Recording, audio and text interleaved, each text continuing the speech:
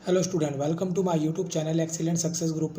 तो स्टूडेंट, आज हम डिस्कस करेंगे क्लास 9 में चैप्टर 8 क्वाड्रिलेटरल के इंपॉर्टेंट क्वेश्चन नंबर 49 में दे रखा है कि if the diagonal of a quadrilateral bisect each other then quadrilateral is a parallelogram, prove दिट।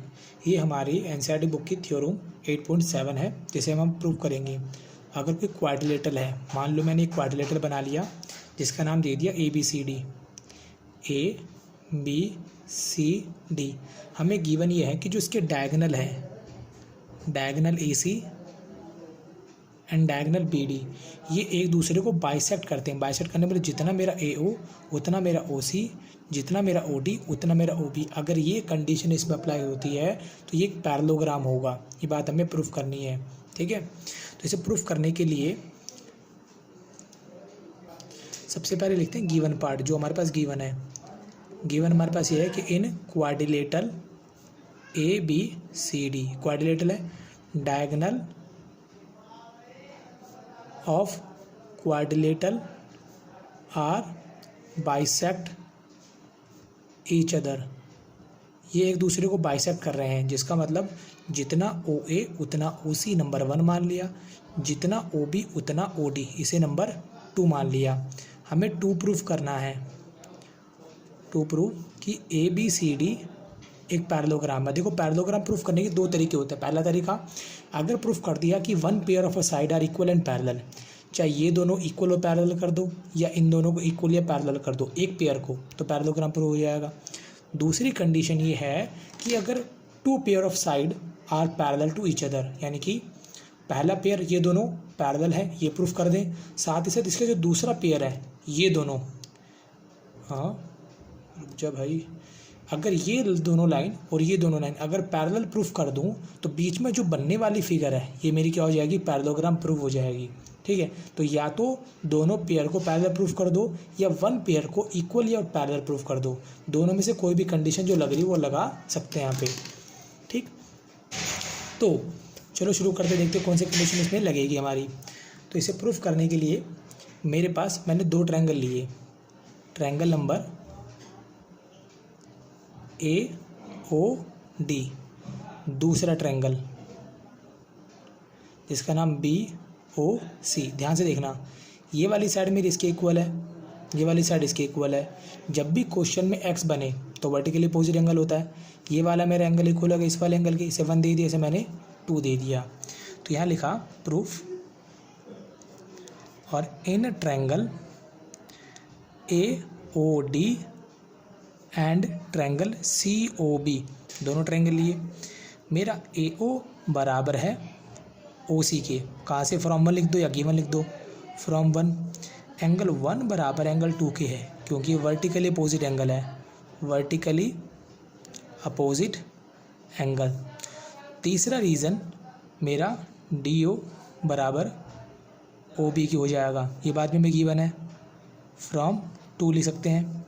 तो पहले साइड आई, फिर एंगल आया, फिर साइड आई। इस रूल से दोनों ट्रायंगल क्या हो जाएंगे, कॉन्ग्रुएंट। AOD कॉन्ग्रुएंट होगा COB के बाई SAS, दोनों कॉन्ग्रुएंट है। और कॉन्ग्रुएंट ट्रायंगल के सारे पार्ट क्या होते हैं, इक्वल बाय CPCT, ठीक है। तो मेरा जो ये वाला एंगल है, इसे एंगल नंबर दे देता हूँ 3। ये एंगल 3 बराबर होगा इस वाले एंगल के एंगल 4 के।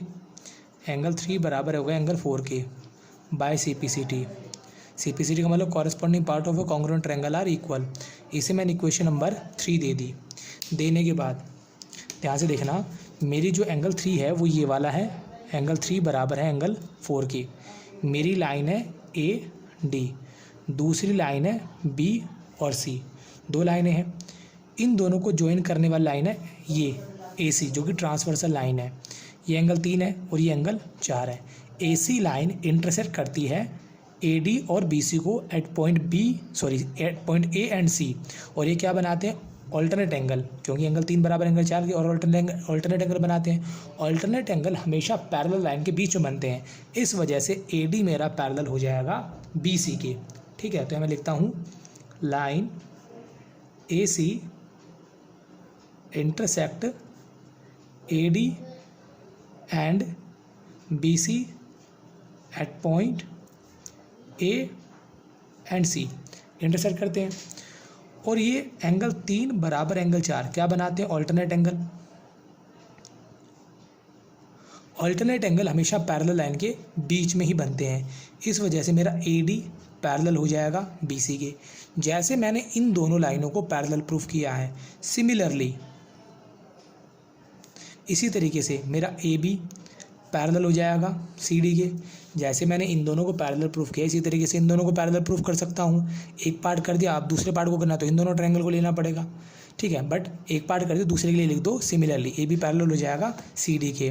फिर यहाँ लिखेंगे if 2 pair of side of a quadrilateral are parallel then it will be a parallelogram.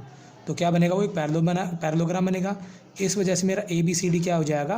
Parallelogram हो जाएगा। और ये हमें प्रूफ करना था। इसी के साथ मेरा क्वेश्चन नंबर 49 यहाँ पे कंप्लीट होता है। अब डिस्कस करेंगे क्वेश्चन नंबर 50 को। 50 में देखो क्या बोला गया है। पैरेललोग्राम है PQRS। अगेन पैरेललोग्राम बना लेते हैं। PQR and S। फिर आगे में दे रखा है M और N are point on PQ and RS। PQ पे कोई पॉइंट है, मान लो यहाँ पे M, और N पॉइंट है RS पे, लाइक दिस। बोला PM बराबर RN के है। PM, ये जो मेरी लाइन है, PM बराबर है RN के। प्रूफ करो कि जो मेरा MS है, MS, ये लाइन पैरेलल होगी NQ के। ये जो लाइन ब्लू रंग की लाइन जो मैंने ड्रॉ की है, ये पैरेलल है NQ के। ये बात हमें प्रूफ करनी है, ठीक। तो पहले हमारी जो गिवन इन्फॉर्मेशन उसका यूज़ करेंगे। गिवन हमारे पास है कि PQRS एक पैरेललोग्राम है। पैरेललोग्राम की कंडीशन क्या क्या होती है? Opposite side equal and parallel. PQ बराबर होगा SR के, साथ ही साथ PQ पैरेलल होगा SR के। इसे नंबर 1 दे दिया। PS बराबर होगा RQ के एंड PS पैरेलल होगा RQ के। इसे नंबर मैंने 2 दे दिया। और क्या दे रखा है? PM बराबर NR के है। इसे नंबर 3 मान लिया। ये भी हमें क्वेश्चन में गिवन है। और हमें 2 प्रूफ करना है। 2 प्रूव कि मेरा जो MS है वो पैरेलल है NQ के। ये बात हमें प्रूफ करनी है। तो इसे प्रूफ करते हैं।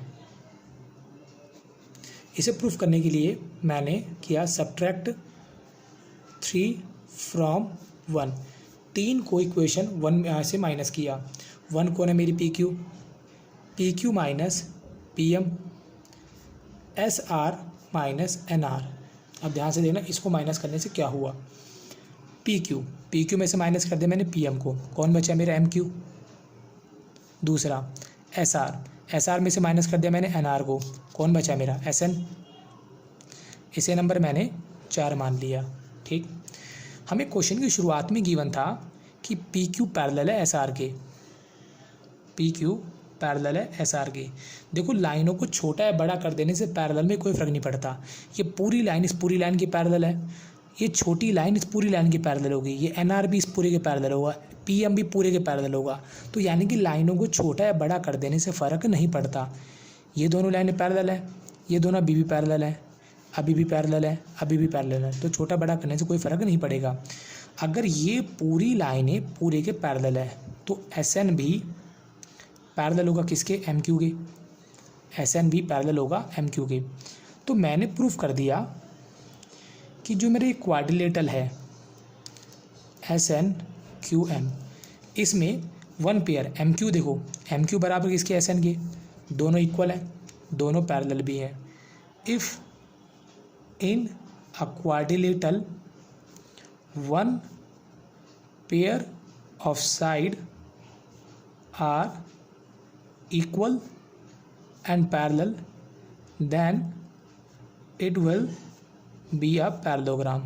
तो क्या बन जाएगा? एक पैरेललोग्राम बन जाएगा। अगर 1 पेयर ऑफ साइड इक्वल और पैरेलल हो तो मेरा प्रूव होता है कि जो SNQM क्या बनेगा? पैरेललोग्राम। और पैरेललोग्राम की अपोजिट साइड इक्वल और पैरेलल होती है, इस वजह से मेरा MS पैरेलल होगा एन क्यू के।